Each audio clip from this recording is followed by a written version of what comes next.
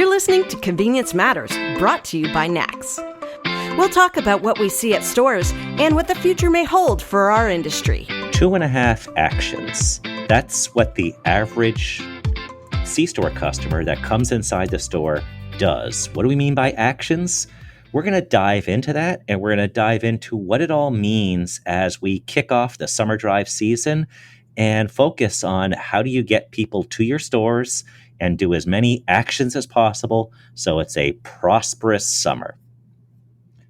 Welcome to Convenience Matters, and today we're going to focus on some of the numbers as we look at summer drive season, continuing our discussion that we began 2 months ago with Adam Rosenblatt. He's the founding partner of Bold Decision, who puts together these annual consumer surveys, and we took an even deeper dive, and that's what we're going to focus on today, not just what people buy, what people think, but diving in a little deeper. When they come inside the store, this is what they do. This is also something else they likely do. And a lot of this stuff ties into this conversations that we had in the State of the Industry Summit. So that's my introduction. Welcome, Adam. Thanks for having me, Jeff. So for those that just need a refresher on the NACS surveys that we do you want to just kick it off by just talking about the National Consumer Surveys and what do we survey, who do we talk to, et cetera? Absolutely. Great to be here. This survey is actually done every single year. We've been doing it for many, many years, over a dozen years at this point. And what we look at is the country as a whole. It's not a survey that you'd see in politics that's just among likely voters. And honestly, it's not even just among gas consumers, though we're going to heavily focus on it. But it's among all Americans because all Americans interact with our industry. So what we look at is 1,200 American adults, age 18 plus, from all across the country. And this year it was conducted online. So we have really good statistical viewing power as we look at different ages, as we look at gender, as we look at all different parts of the country, the Northeast, the Midwest, the South, the West, whether or not they live in urban, suburban, rural, because no matter where they are, there are convenience stores, and it's part of their daily life for almost half the country on any given day, as you and everybody listening probably knows. And over the years, when we started these surveys, they came out of communications. And the goal was we had some issues. We had some stories that we needed to tell the general public. We still do, because there's a lot of things the general public, if we don't constantly educate, then they'll probably forget some of those messages that we constantly need to tell about our industry, why it's important, and also clarify some myths. But we also have spent a lot of time putting out questions that educate the industry and look a little deeper, provide some consulting, if you will, to retailers in diving in and looking at how people think, what people do when they go to stores. So want to in our survey, over 100 questions, want to focus on 3, and they are, let's talk about the main reason why somebody says they go to a store for a trip. Did they go inside the store? And what did they do inside the store? And that goes back to the actions that we started off talking about in the beginning. So want to look at that first question. Last time you went to a convenience store, what was the main reason for your trip? And we gave them only a couple choices: to buy gas, to buy food, to buy a beverage, to use a bathroom or ATM, or something else. You want to kind of walk us through that first introductory question, because it really sets up the big one around actions. Absolutely. So one of the not shocking findings here is that the main reason that most people go to a convenience store, which obviously often is located at a gas station, is to buy gas. So literally 50% of the trips were the primary purpose is to buy gas. As we'll get into here, there's a lot more that they do than just buy gas, especially once they go into the store. But half of them are buying gas Next up, but it's really a tie, is the people who are going in to buy a beverage at 18% and the people who are going to buy food, a meal or gum or snacks at 17%. So essentially the exact same amount. Some are going in for drink, they're thirsty. Some are going in for food because they're hungry. But the biggest number of all, of course, it's the gas, it's the fuel that drives them to the store. Lower down on the list, going sort of from the opposite direction of the food and drink, is to go and use the bathroom, perhaps. That's 18%. Or to go to the ATM, right? Maybe it's part of paying for the gas or something else along their day. And then there's other reasons too. About 7% do other things, right? Maybe they're motivated by going to buy a tobacco product or maybe they're buying a lotto ticket. There's all sorts of things, all sorts of convenient things that convenience stores sell. But that's really the order. It's gas, then drink, food, but drink and food are kind of tied, then bathroom, ATM, and all sorts of other things. And the bathroom ATM number is 8. And when you talk about the main reason, that means 1 out of 12 people are stopping at your store for something that technically may not make you money. Bathroom doesn't directly. The ATM may not if you have a ATM fee-free model. But it really ties into the second big question that sets up the actions. And that is, the last time you purchased gas, did you also go inside the store? And take us through that number. Absolutely. So if you imagine 10 people, right, at a convenience store, 6 out of 10, 59%, 6 out of 10 went into the store the last time that they purchased gas in our survey. So that's a huge amount of foot traffic that you're having in. This is true whether we look across the country, doesn't matter what region it is, doesn't matter what age they are, they're all going through. It's especially common among the younger consumers, though. They're more likely to go in, they're more likely to keep shopping and keep doing other things. But even among the older consumers, a huge chunk of them are going into the store. And for those who aren't retailers, it really helps get to the crux of why retailers try to be as competitive as possible on their gas price. Because, as you said, the majority of customers, 59%, who buy gas say they go inside the store. And if they buy gas from someone else, they're not going to say, "Hey, I'll go to the store that I just passed because I wanted to get wanted to get gas somewhere else." You don't have those actions. And that's really the crux of our conversation today. For the people who went and bought gas, you took apart the survey and it started with a conversation. 45% of people who go inside the store say they paid for their gas at the register. And that number is pretty much held over the years. And we were trying to look at it, and it's like, this can't possibly be cash customers because only about 25% pay by cash. This is double that. So there's something else going on here. What are these people doing? And that led to the broader discussion. What all else is going on when somebody comes inside the store and they buy something? So let's take this apart, and let's start by paying for gas at the register. As I mentioned, 45% say they paid at the register. That led to backing up just a second, 2.5% is the general number of actions that people did. It was a little higher for those who came in and said they paid for gas inside the store, but it was also one of the lowest. So let's start on that one. Take us through that a little bit. Absolutely. So they need almost everybody, unless you're not a good customer, they all need to pay for gas in some form or fashion, right? So hopefully, some are paying at the pump, though if they're going to pay at the pump, there's not going to be much more opportunity for you as a convenience store at that time because they're at the pump, They don't walk inside. That's sort of the end of that transaction and that conversation that's happening.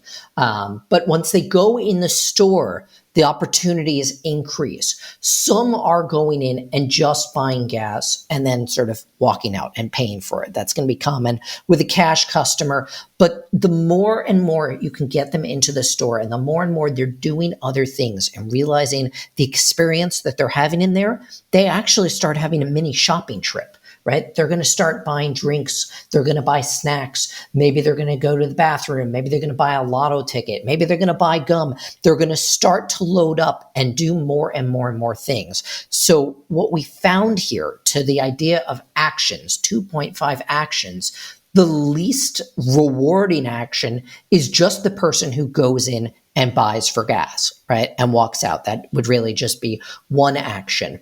The one that actually it's fascinating that reveals the highest number of actions is buying gum or mints. And the hypothesis here is not that they're motivated and going in and buying mints, and then the mints and gum gets them so excited that they load up the rest of the basket. And maybe at that point they literally need a basket, right? Which isn't really even a thing in lots of convenience stores.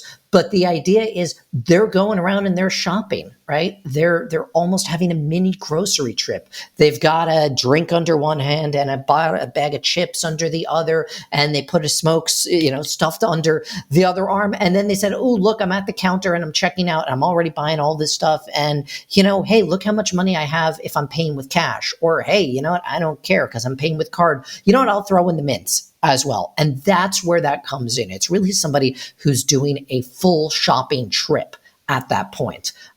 So it's from a convenience retailer standpoint, it's just extra money, especially when you think of the swipe fees are already paying. You'd be losing money if all they bought was the mints. But in this situation, it's the opposite. You're getting more out of that same transaction. And from a timing perspective, it doesn't add much more length or difficulty for their experience. They probably spent more time ultimately fueling that vehicle outside than they did during this whole entire expedition in the store, buying, in that situation, up to 4.27 actions that they did. And let's go. So at one end, you have gum mints is the highest, is correlates to the highest number of actions inside the store. Paying for gas inside the store is the lowest at 3.1. But interestingly, it ranks the highest in terms of cigarette purchasers. It ranks the highest in terms of lotto purchasers. And it also ranks extremely high on folks who use the ATM and use the bathroom. So it less so on some other items, snacks, drinks, etc. But it seems like when you look at the pays inside for gas customer, they're getting possibly two things at the register, lotto tickets, cigarettes, and they're possibly using the store to kind of stretch your legs, maybe use the bathroom, something like that.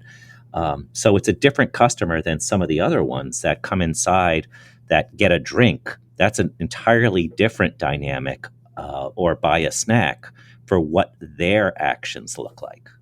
Exactly. And that's what's so neat with it. Every single customer who comes into a store, unless you know them personally, it's difficult to predict exactly which one of these actions they're going to do because so many of these cross-pollinate, right? There's going to be people who buy drinks. It might be different types of drinks, but there's so many different customers who are going in and buying drinks, right? It could be cold beverages during the summer. It could be hot beverages during the winter. It could be alcoholic beverages all year long. So it's tricky to tell, but there is sort of an interaction and a synergy that's going to happen with some of these. The person who's going to go in and buy a healthy snack might be the same one who goes and buys a bottle of water. The one who's going to buy smokes might be the same one who's going to go and buy beer. But the sort of universal equalizer is gas, because that right now is the thing that still drives most people into the store. And as we look at the future, I think that's going to be one of the things that becomes very interesting and changes as cars ultimately become more and more efficient. The number of times people have to come into the store might change if it's driven based on the gas itself, if they don't have to fuel up. But all those other things, they're going to want even more, and they're still going to need even more. Yeah, and interesting looking at some of the correlations. Those who buy a drink are very likely to use the bathroom. And so there's a whole liquid model there that doesn't involve fueling, but it's also something I think a lot of retailers would see. I also mentioned correlation between what we discussed at the NACS State of the Industry Summit, and very, very much there's a connection that the most likely thing that somebody buys when they buy a snack, they also buy a drink. And the most likely thing when they buy a drink, they buy a snack. Those really, really go hand in hand. That's what we saw in this survey. That's also what we heard at the SOI Summit. So a verification of what has already been presented on stage. Yeah. And I think something, that we sometimes lose sight of because of the fact that we all love convenience stores and we're sort of directly connected to the industry is they might like our stores, but fueling and all of this topics is not as fun for most average consumers. We actually ask that in the survey, is this something that you find to be more of a chore or something that you enjoy? 7 out of 10 say it's a chore. There's only 1 in 5 who say they enjoy fueling. So we have to make this an enjoyable experience, right? The drink, the snack, the whatever thing that they buy is making this more exciting for them. But for many people, it's like brushing your teeth or making your bed. It's not really something super exciting. It's something that's required to do because if they don't fuel their car, they won't have it. But going into the store actually enhances this opportunity. And that's, I think, where some of these interactions go as well, right? Going to the bathroom is not necessarily a super exciting part of the convenience store trip, but some of this other stuff might be, right? Scratching the lotto. I don't think they scratch the lotto because they're bored. I think they scratch the lotto because they hope to win the lotto, right? Mm-hmm. It's all positive things with each one of these, or almost every single one of these, whether it's a drink or a snack or gum or even filling groceries. Again, that's closer to a chore, but you're already in there. You're already accomplishing some other things, and it gives you a little bit more joy.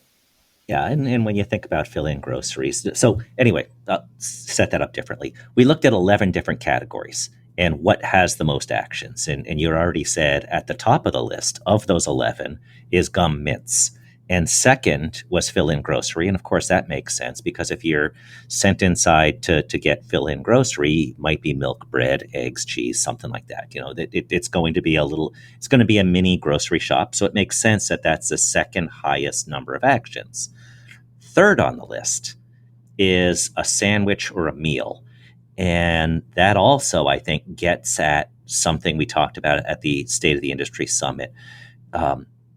Those who had food service had higher profits. And food service doesn't necessarily just drive profits because of margins and anything like that. It also drives additional product purchases or actions, if you will. And that's, I think, a very important takeaway as you look at the insights as we dig into these findings. Totally. There's a big synergy that goes on. If you're buying a sandwich, if you're buying a meal, and you're going to sit down, especially if it's a convenience store where it has seating either inside or outside, or maybe they're just going to sit in their car afterwards or eat it somewhere else nearby, they're not just going to buy that sandwich. They're going to go and get a drink. They're going to go and get a snack. They're going to make it a complete meal. And maybe that's because your store sells it in a meal package that they can buy all these things together and you're giving them a value for it. Maybe it's because they're just doing the logical combination of themselves. But that's where there becomes a real opportunity. It's only about 1 in 10 people or a little more than 1 in 10 who go in and buy that sandwich, but it's a huge chunk of people. It's actually 2 in 5. It's more than 40% who are going in and buying a drink every single time, and a third who are buying a snack. So a lot of times they're walking out with 2 hands full when they're leaving the convenience store, more often than not, which that's terrific because you're generating much more than if they just walk into the store, fuel up, swipe it on a card and then walk out where, yes, you made money, but you didn't make as much money as if they go in and actually buy a whole bunch of things. And what struck me in looking at the data is, yes, a high percentage that bought a sandwich or meal bought a drink, 48%, but it's not the highest. Those who bought cigarettes or vape was a higher percentage. Those who bought a snack was a higher percentage. Not significantly more, but more. And when you look at all the others, there's really nothing that when somebody buys a sandwich or meal is the top, but it's higher than the average in just about every category. So that's the one that people are saying, hey, I came there for a prepared food on some level, and I'm getting more because that's the destination thing that's getting me to load up, as you just said. Exactly. I think this is one of the things that really sets us apart from the fast food and the quick serve industry. We've looked at this extensively over the years of what drives people, no pun intended, to a convenience store. And a lot of times it's that they're thirsty. Obviously, it's the gas connection. But in terms of buying something, if they're hungry, they might be inclined to go to fast food. But if they're thirsty, the numbers tend to show that they come to us. But if you think about the experience that somebody has at a fast food place, they just buy that meal that they're having right then. They don't necessarily go and buy lots of other things. Whereas with us, they're actually going in, they're accomplishing that main thing. If they're thirsty, they're buying a drink. But if they're hungry, they do go and buy a whole bunch of other stuff as well. They can solve both things at the same time, which is cool. And looking at the category that had just below sandwiches, 3.8 actions was alcohol.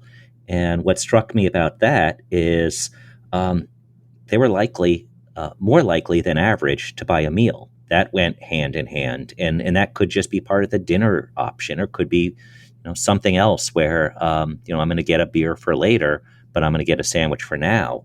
And that struck me as something that was when people come in to buy alcohol, they're also thinking about something prepared in the way of food. Yep, there is. There's a lot of opportunity here to continue selling the products that we sell, but also new opportunities. So I know what some people are going to say now is, I want these numbers. I want to see them now. Don't worry, they'll be in NACS magazine. We're working on a story in the next couple months. So there will be that. There'll be others. And of course, in April, we had the cover story that focused on some of the findings. We probably could have done a whole issue on that. And we definitely could do more podcasts with you, Adam. But is there anything that you think summarizes this deeper dive into what we took a look at today, and what are these actions that somebody does? And like I said, when we started this conversation, actions can be something that doesn't make you money. It could be paying at the register. It could be using the ATM. It could be using the bathroom. But all the other ones are product related. But the takeaway as we're in summer drive, what should people be thinking about, and how do they customize their offer? It sounds a bit obvious, but convenience. Convenience for the customer. There's a lot of different things that they're coming in for, right? We looked at least 11 different categories, of which huge chunks of Americans, millions of Americans, are buying every single day. And it's a different purchase journey that they have for each one of those, or some are not purchases, right? Some are just the bathroom or using the ATM, but we need to make that experience as easy as possible for them. And ultimately, it's about navigating them from just being at that gas pump out front to coming into the store. Half of them are coming primarily for the gas, and a huge chunk of them, that's where the journey ends, right? And then they just drive off. But if we can get them into the store, you hear it many times from people who say, hey, if only they knew me, they'd love me. If you can get them in that store and then prove that they love you through the products you sell, the experience, the customer service, they're going to have a lot more fun than interacting with a gas nozzle, because interacting with the nozzle is going to be the same from one store to the next. And that's what differentiates you, making that convenient more than anything else. Price obviously matters a huge bit, and the price is what's going to ultimately decide which store they pick if they don't already have a preference. So that's obviously huge, and we covered that last time, and we've covered that extensively. But I think convenience for each one of these different avenues of what you sell is going to be the key. And of course, adjacency is part of that. How do you put products next to other products they might buy?